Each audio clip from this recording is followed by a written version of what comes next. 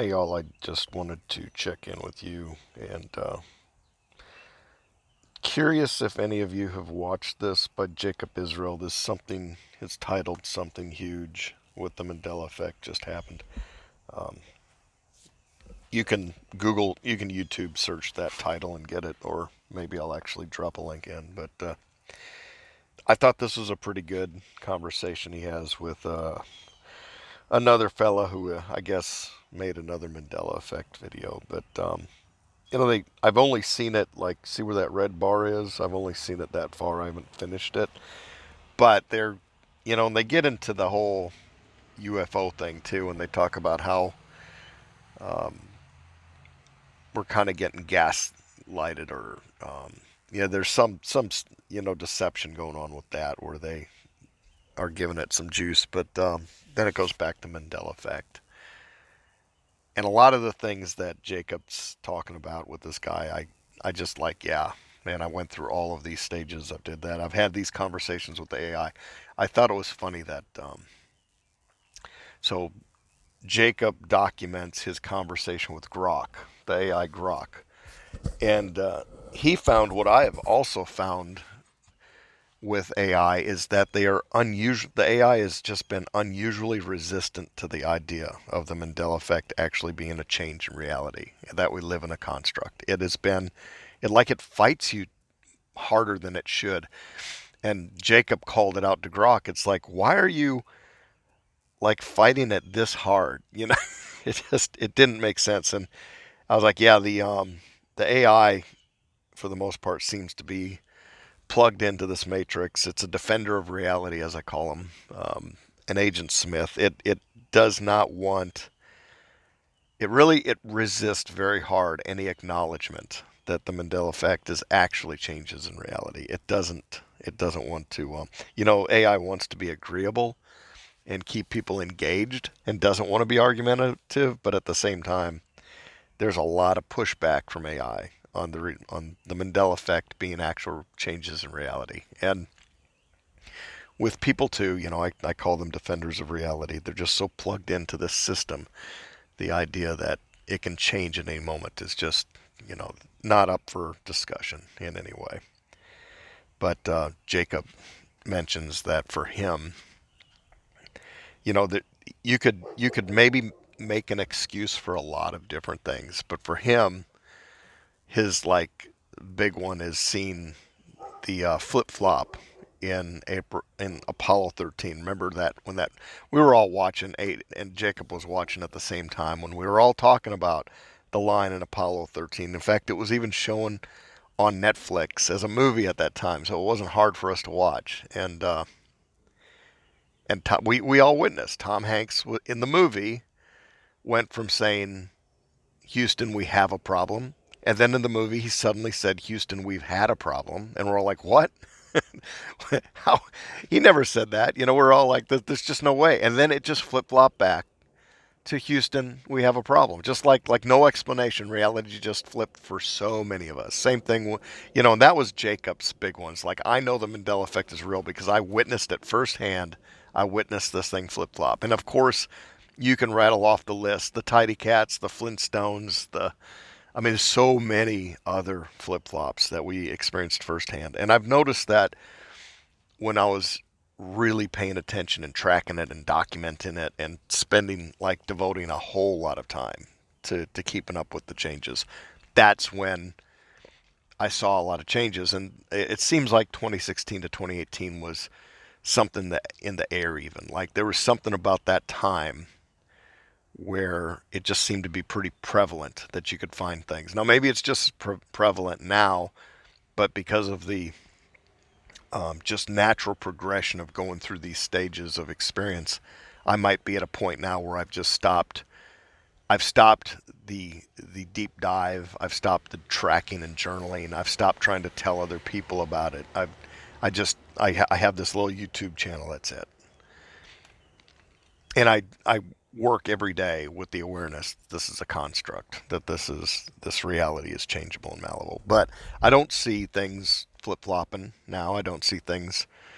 I do see some crazy things. I guess I should bring that up, but I don't see the flip flops or any hardcore new things to discuss when it comes to the Mandela Effect. And it feels like the quality of videos and the call outs of things have dampered quite a bit too, just as far as like major things. But like it, uh, Jacob and this guy, they talk about like mirror, mirror on the wall. I mean, we all, I mean, that's so rock solid. We all know. We grew up with the movie. We saw the movie. It was mirror, mirror on the wall. Now, if I never experienced a flip flop, if I never experienced something changing in reality as I'm watching it, I would still have that like hard knowing that it always was mirror, mirror, and I would have a hard time accepting this reality saying to me that it's always been magic mirror. I just like no way. I I know what the movie said, so to say to me mirror mirror is just not going to fly.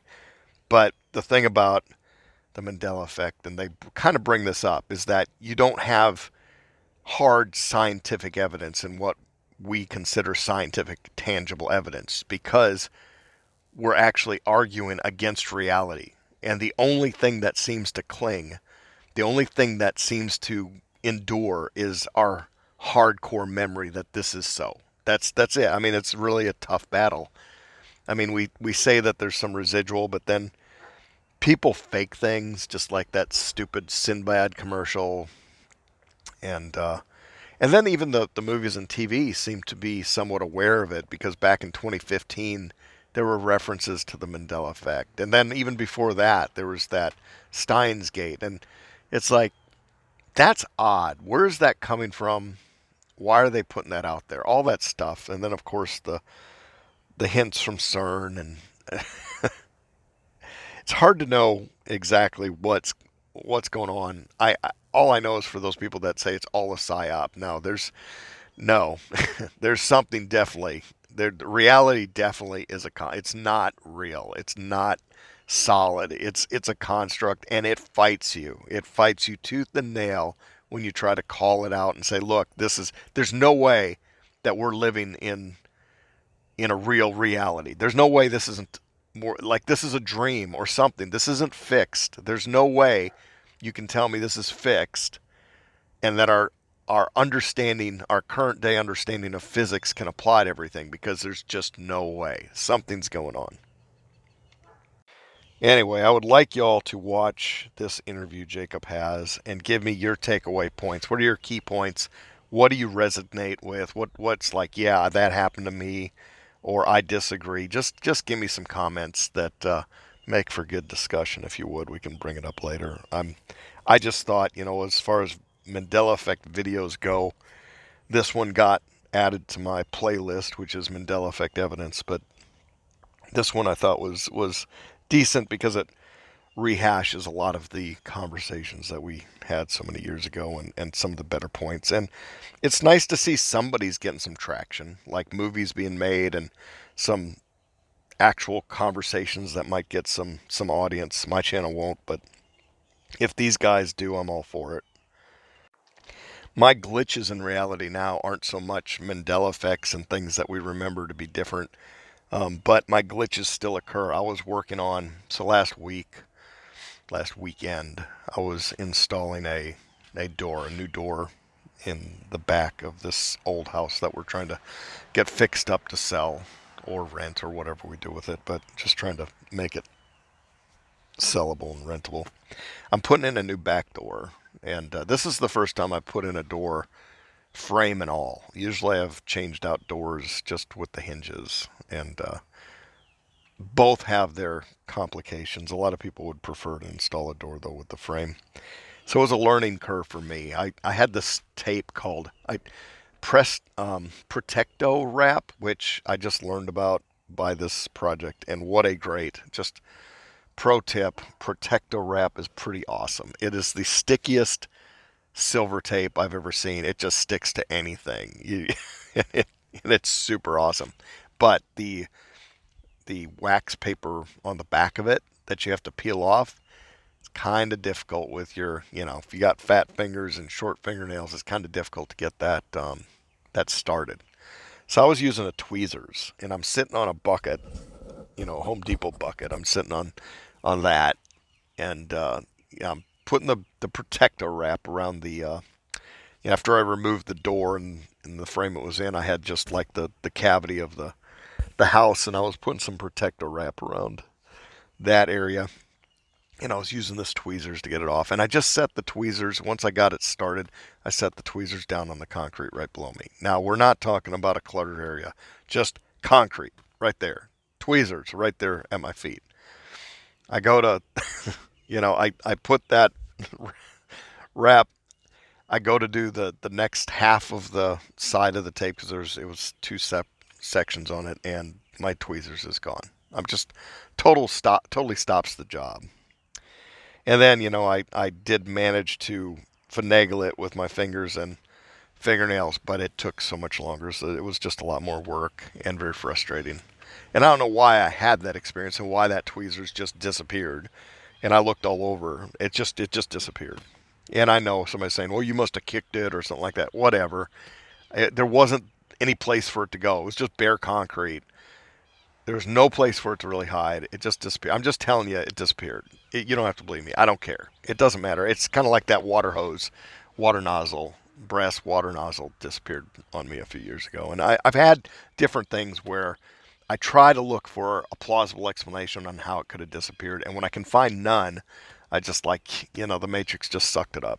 That's all I can say at this. There's some things that I just cannot find any reason, and it goes back to that book Jott, Jott, just one of those things written a long time ago, researched a long time ago, that this is a phenomenon that has been documented and considered to be a real thing by scientists of the past. But it is. It's just one of those things, and it just flat out disappeared. So this is another weekend. Today I'm going to do the front door of that house. So I'll let you know how that goes. We'll see. Maybe I'll post a picture so you can see the work. I reluctantly am doing it. I would rather hire somebody. I'd gladly pay somebody $350 to do this for me. But others in my household disagree with that plan, so we'll just go ahead and knock it out. Oh, another one I should say from last weekend. This is another kind of Jott experience. And you okay, so I need to give a little bit of HVAC background, HVAC knowledge here. So on your air conditioner that's on the outside of your house, that little split system, you've got that condenser.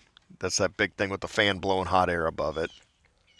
And so many times people let the weeds grow around it and block the airflow, and let their dogs pee on the wiring or on the fins themselves, the condenser coil, and that creates all kinds of nice little money for the HVAC technician. Mine is not in bad shape. It's fairly new, and I keep it nice, but I had somebody do a PM on it because it was free. I kind of, long story short, normally I could do the PM and would do the PM, but I had somebody else do it. But I noticed that the service port caps were missing, and I knew that I had service port caps, so somebody just took them. The HVAC guys are just lazy sometimes, and they don't see the need for it, and they'll just remove the cap. So what a car tire is like. They always have little plastic caps, and they have what holds the air in the car tire is a Schrader valve, and that's holding the air pressure in there. Same thing with HVAC. Schrader valve is holding the Freon in there, except refrigerant pressure is far greater pressure than anything in a car tire. Much greater.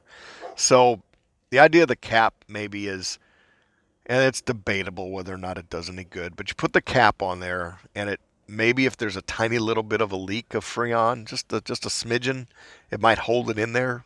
I know there's debate on that, but so some guys think that you only need the Schrader valve, and that's the only thing, and the caps are necessary. So they might not put it back there for that reason. But for me, I like my Schrader. I like my service ports to have the cap. That's just me. I just think it's lazy not to put it back on.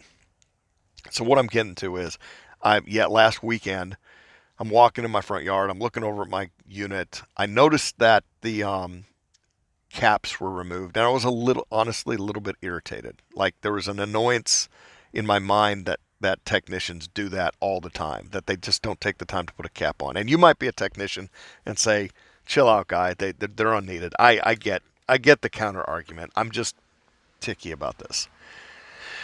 So here's the thing that happened that the odds are billions to one.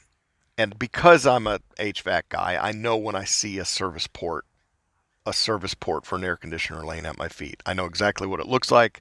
I know I'm going to notice it in my daily. If I'm walking anywhere and I see an air conditioning service port laying on the ground, I'm probably going to pick it up, you know. But it never happens. You see caps for car tires all the time laying on the ground. You don't have, you see what that is, or bicycle. It's the same thing for a bicycle. A car tire and a bicycle have the same cap basically. The HVAC cap is going to be bigger. Often they're plastic now with a gasket. Sometimes they're brass, but they're larger. You don't see them very often. I can't in the last 10 years, unless I was on a rooftop, I cannot tell you when I've seen a service port just laying on the sidewalk or anywhere in just general life. Never. I mean, you'll see them on the rooftop maybe, but it's not the kind of thing, like the odds of it. So within maybe 5 minutes, I mean, like right after I'm thinking about how annoying it is to me that my caps were stolen off of my unit, I'm I'm in my front driveway and I look down and there's a service cap. I mean, no lie. I mean, it's just nuts. And it's not like I just had these missing. I'm sure it's been missing for the last year because it's been at least a year since I had it serviced. But I'm looking down at my feet and I'm like, no way. Is that an HVAC service port cap? And it was in the driveway, so I thought, no, that's got to be for the car, but it's too big. Sure enough, it was an AC cap for the service ports, and that never happens. Never happens. It was just the coincidence level on that is just through the roof. But AI, if I were to give this an example, would say, oh, it's only because I was just thinking about the service cap that I noticed that my awareness, my perception, my awareness of service caps was greater at that moment, and therefore I noticed it. But that's not the case. That's not how it works. I would notice the service port cap at any time if I came across it, just because of my background with HVAC. I would say, oh, that's. I mean, I'm always picking up trash anyway because my background in facilities and hospitality and all that. I've been picking up trash my whole life on the outside. I'm always looking at trash laying around entrances and picking it up and throwing it away. So if I see a service port, I know exactly what it is. I'm probably going to hold on to it. But I say all that to say this wasn't just me being cognitively aware of service ports and then seeing one in my reality like the AI would like to argue. That's what Grok would come back with. This was more on the level of reality toying with me or me manifesting it. If that's what happened, I don't know. It just, the odds of that occurrence happening is just mind-boggling. It just doesn't work. I mean, there's just no way. That was a Jott, just one of those things. AI is never going to admit that. The defenders of reality are going to always push back and say, you just are thinking about it and therefore you're noticing it. That's what they're going to say. It's baloney, complete baloney. And you can't make the argument to these people or these machines that is incorrect because they won't see the logic. They won't see that that's impossible. I should add too that when I first was going through this and I felt that resistance from reality on every turn, every time I tried to talk about it or explain it or go to share it with friends and family, share it online, I just felt that resistance.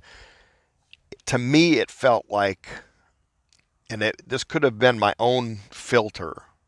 I don't know exactly the source of the resistance, but it felt demonic, not major demon, like a lesser demon, like a cluster of, imagine 3 or 4 foot beings, 3 or 4 foot high, shadowy beings that are hovering at a distance, and they're just getting riled up and pissed off by me noticing that reality is a construct. That's what the resistance felt like to me.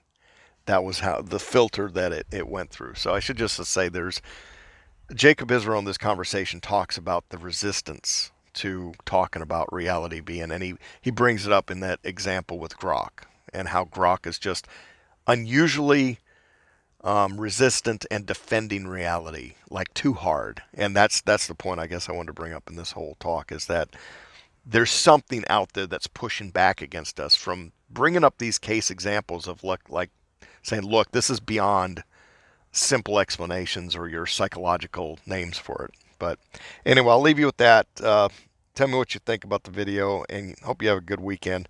I'll report back on how things are doing with the door. Oh, and I should say, even though there's been a few voices saying I shouldn't talk about my personal life because this channel should just be about the Mandela Effect, apparently. Personal life's going great, except it's just super busy. That's why I haven't been posting as much. So this new job is kind of like when you get a new computer game that you're enjoying, like a new simulation game.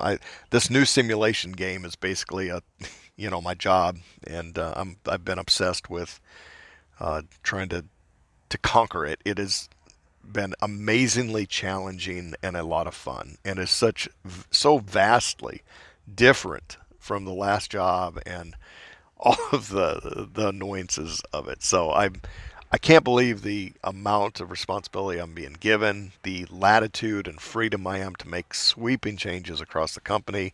I'm being allowed to set up new systems and new product protocols and new SOPs for how we handle HVAC maintenance and replacement, security systems, badging systems, cameras, burglar alarms. I mean, you name it. All kind of AV rooms and the technology with that. I'm setting up the standards of that. Emergency response plans, business continuity plans, communication channels, disaster recovery setup. I'm setting this stuff up for the whole company, and it's freaking awesome. I'm totally loving it.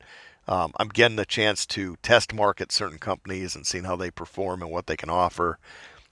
Doing all kinds of analysis for both cost and quality and consistency, and I'm the one setting it up. I mean, this stuff's going to be launched in the company because of me, and it'll carry that through from this point on with, I'll be able to say that this was me. I mean, it's just great. It's fun. I mean, it's like a video game where you've been given this big company to try and improve their system, and to use your knowledge and experience to do it, and being allowed to do it. I mean, it's just the freedom that I'm being allowed is just phenomenal. So next week, I'm heading to New York. We've got a struggling property there, and I'm going to be spending my time flying there a lot, it looks like. So, having a lot of fun, and that's why I haven't been posting as much, because the construct, this fake reality, is actually proven to be kind of enjoyable. Follow that passion, and if things are nudging you to do something else, maybe consider doing it, because that's what I did here, and it's just been fun. So thanks for all of your encouraging words, and thanks for letting me share not just my Mandela Effect experiences, but my life in general. I've tried to keep it sincere and real. I've tried to, not be. I'm not categorized as just a Mandela Effect channel, really. This is just my life. This is my diary, my journal, my talking out loud and thinking things through. So thanks for being there. Some of you comment regularly, and I truly appreciate the feedback and the going back and forth. And I want to hear more, and keep it up. And I hope that y'all talk amongst yourselves in the comments too, and get to know each other, and enjoy the community aspect of it as well. Anyway, have a great weekend, and God bless.